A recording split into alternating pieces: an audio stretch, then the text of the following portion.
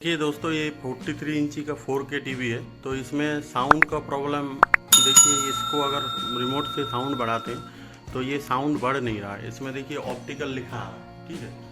तो ये मतलब क्या है कि इसमें ऑप्टिकल मोड में आ गया है। तो इसको साउंड बढ़ाने के लिए देखिए पहले हमको होम प्रेस करना पड़ेगा। इसके बाद में ये सेटिंग में आना पड़ेगा। ये सेटिंग में आ गए। सेटिंग में आने के बाद में ये साउंड सेटिंग में आना पड़ेगा। तो साउंड सेटिंग में आने के बाद में ये जो आउटपुट है ना, ये ऑप्टिकल लिखा हुआ है। तो इसको हमको टीवी जो स्पीकर है इस जगह पे देखिए ब्लूटूथ अगर आपके पास में डिवाइस होगा तो ब्लूटूथ कर दीजिए, और नहीं तो टीवी स्पीकर कर दीजिए। तो टीवी स्पीकर कर देने से इसका साउंड आ जाएगा।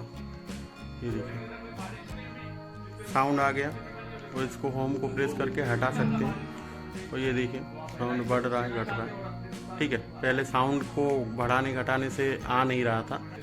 और इसको होम को प्रेस करके हटा सकते हैं। और ये देखिए साउंड बढ़ रहा है, घट रहा है, ठीक है। पहले साउंड को बढ़ाने घटाने से आ नहीं रहा था,